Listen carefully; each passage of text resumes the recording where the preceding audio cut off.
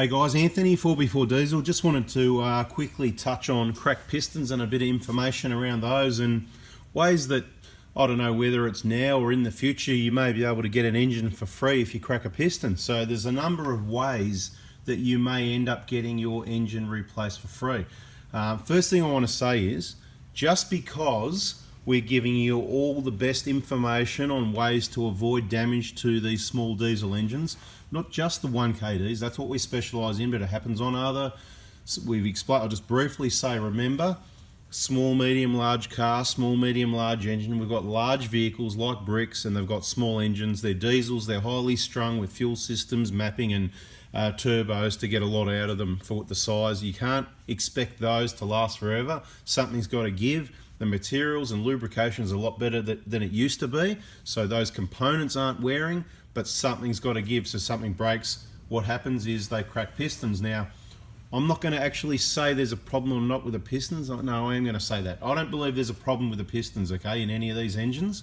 It's just a matter of, you've got to understand, trying to get so much out of a small engine. But this is what I'm going to say, okay? And what fired up this video is this text message I just get. So you can have a quick look at that in case you don't know, because we want to get as many people to know as possible. And I'm not recommending that group at all, because there's a lot of bad news in there, right? There's a group somewhere, whatever, it's not a scam, whatever, BLC, it's like Black Lives Matter. No, it's not Black Lives Matter, it's BLC. Anyway, so talk about a class action on one of the groups. I don't recommend the group because it's a lot of really bad news type. It's a bit of a bad news type group, you know, it'll get you down. You don't want to be there. If you're in the group, you don't want to be there unless you've had a cracked piston and it looks like something may happen. And if you get an update like this, that's good. So what I want to say is, certainly my belief is it shouldn't be happening, of course. You know, you shouldn't have an engine that's done 10,000, 35,000, 50,000, 80,000, 100, 200, 300 or 400, any sort of kilometres that's cracking a piston, okay? Now, what I will say is, I had someone, who was I speaking to the other day? Anyway, it doesn't matter who, but just recently, I always think of the most recent conversations I had with people. He's telling me that when he worked at a Toyota dealership, and you know who it is actually, I've remembered who it is, doesn't matter who it is, but he remembers at the time the vehicle was like a year old, okay? It's about 10 years ago now. Cracked piston at something like 10 or 12,000 Ks, around about 10 or 12,000 kilometres, cracked piston. So what's going on there? And of course, like I say, there's always a reason, okay? And that time it was fuel contamination, bad fuel. So bad fuel, water, whatever the case may be, damages the fuel system, the injectors. Injectors cause wrong combustion, and that's what cracks pistons, okay? Now, but I'm just going to add a little bit more to it. So usually all the cracked pistons we've seen and the injectors and fuel we've had tested has come back fuel contamination. Now, that's something you sort of can't control, okay? Unless you're going to put fuel into a clear container and have a good look at it, or send it away for test before you fill your tanks. But you can get a fair idea looking at it, to be quite honest. You can get a fair idea, depending where you're buying fuel, what you think you might get. And there is precautions you can take, and we've mentioned it in other videos. This video is not about that. This is about the cracked piston class action, okay? Now, I don't know if there's a class action that's actually, if anybody knows anything about a cracked piston class action, that they know it's definitely going ahead, and they know the people, the organisation, the lawyers, or the person that's running it, the lead person, if they want to contact me, give me a call. I'm happy to provide some information and back up the fact that it does happen and it shouldn't happen. Now, I'm also saying there's always a reason. This is the problem. It's not like we've come across, the only engines we've come across where, oh, this hasn't got fuel contamination, these injectors are good, so why has it cracked a piston? Well, it might have been that chip or tune that's bolted on, right? So, guys, I'll just give you the information the way it is. So, I want to say this certainly shouldn't be happening, okay? It shouldn't be happening. It's not nice, okay? 4-cylinder engine in a big truck, it's working hard, everything needs to be working right. And when it cracks a piston, I kind of want to say that I think, yeah, Toyota should be paying for the engine regardless, even if it's done 200,000 Ks, because it shouldn't happen. But what you've got to understand is steps need to be taken and everything needs to be tested correctly, because if you haven't got the right information, you can't blame Toyota for fuel. They don't make the fuel, they don't put it in your tank. They've got to deal with Caltex where you get 4 cents a litre off with the app, or every now and then 6 or 8 or 10 cents, whatever the special is, whereby they're kind of recommending or saying Caltex fuel's okay by doing that. You'd have to agree, no? ask the lawyers. We'll be looking in this video in the comments to hear from some lawyers. If any lawyers have got Toyotas or Prados or anything like that, would that be a fair comment that if Toyota is saying they've got an app and they're giving a discount on Caltex, safe to put the Caltex fuel in? So if you go ahead and do that and that's all you've used and you've got your receipt or your history of discounts on your app or whatever the case may be, and then you end up with bad fuel, well, it's not your fault either, right? So it is accidental damage, okay? So it's really the fault of, well, if it's Toyota's fault, it's the car, the system. Do you really think, Toyota, they're quite successful. They build the best cars, the best engines, fuel, everything's great, okay?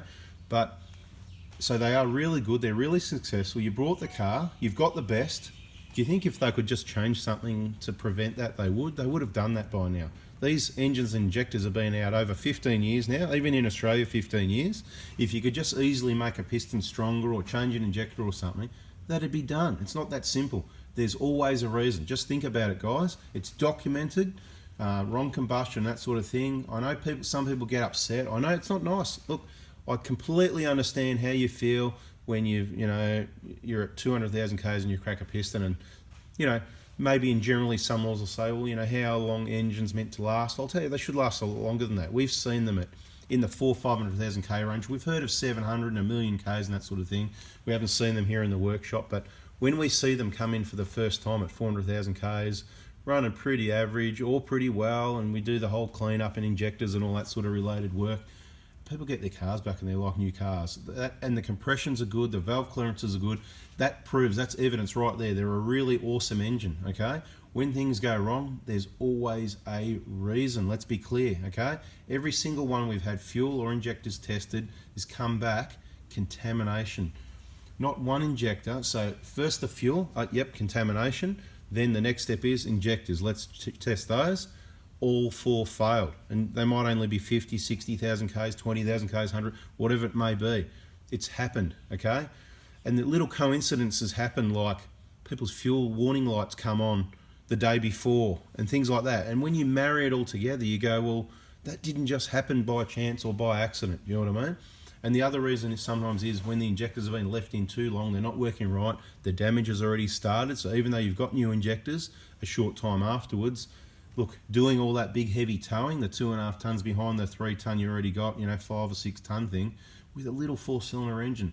So I want you to understand that, but I'm also prepared to say that, look, I still think it shouldn't be happening. It's not really good enough, particularly, I don't even want to say with the low kilometre vehicles, 80,000 k's. And I've got to be clear here, there's not many that at low k's, it's usually at much higher kilometres. The typical sort of kilometres we'll hear of it these days is in the 3 to 400,000. It's very rare. The ones that used to be happening at 80,000 k's and stuff like that, we hear a lot less of those. I don't know if the fuel quality has got better or whatever, but like I said, it always seems to be, it's not just my experience. We talk to Toyota dealers, service managers and whatever, there's usually a reason behind it, okay? So I don't know how this class action is going to go, but I'm happy to provide some information, experiences. I certainly think that someone should be paying for it. It shouldn't happen. So if it happens to you, it needs to be clearly and thoroughly investigated by someone that knows what's going on, that's prepared to help, to either pin it on the fuel, and there's different ways you're going to get an engine. You can, whether it's from Toyota or a goodwill thing because they go, fair enough, okay, this guy's only done 120,000 k's, that shouldn't happen. So let's just do it to, obviously to be nice, maybe to just keep their name good, keep themselves out of trouble, whatever. But when you've got higher Ks, it's harder. But I still agree that even at, if most other engines at 300,000 or 400,000 are fine, and it happens to one, then it should be sorted one way or the other. So the fuel needs to be tested. The injectors may need to be tested. Then, if those both come back, that fuel is awesome. It passed with flying colours. There's nothing wrong with these injectors. The vehicle's done 180,000 Ks. Injectors were done at 140. It's ticked all the boxes. Everything is done right. And it's cracked a piston, and you can't blame it on fuel or injectors, then yes, Toyota should be paying for it, okay? But were those boxes ticked? If I was Toyota, I'd be going, well, our experience says that these are the reasons, and they're not just making excuses. Well, maybe sometimes they are, okay? So we'll give them that. Sometimes they are trying, maybe, whatever. Won't say too much, maybe, different businesses need to make excuses and come up with their own stories to get out of paying for things because it's all about money. But look, Toyota Japan, I believe, care about their customers, and if they knew what was going on, I believe they would be wanting to make the customers happy. So don't hold it against Toyota. Perhaps maybe it's Toyota Australia, maybe it's the dealers, maybe it's people. You're dealing with different people, you know, and they're not going to just kind of like go out of their way to help you out the way they should. So for me, it's really simple. Test the fuel. If that comes back contamination, that's enough to kind of go, well, let's blame the fuel supplier, right? Or accidental damage comes under your motor vehicle insurance, okay? So there's your tip. But you've got to be very careful how you follow the steps.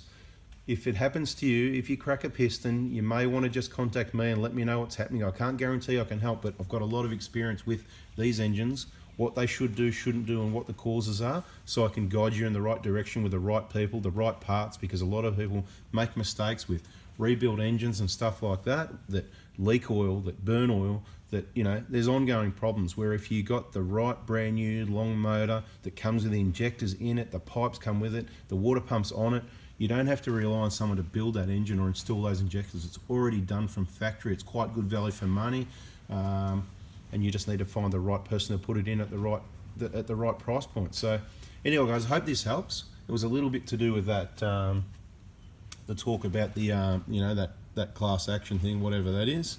I think I know what it is. If you know what it is, I'm interested in knowing more about it, and those people involved, if they want to contact me, happy to help out and discuss it and see what we can nut out. I'd like to know where it's at, and if anybody else doesn't know about it, it may be something that's available. I don't know. It could be a scam. It says it's not a scam, but you know, I mean, you got it right there.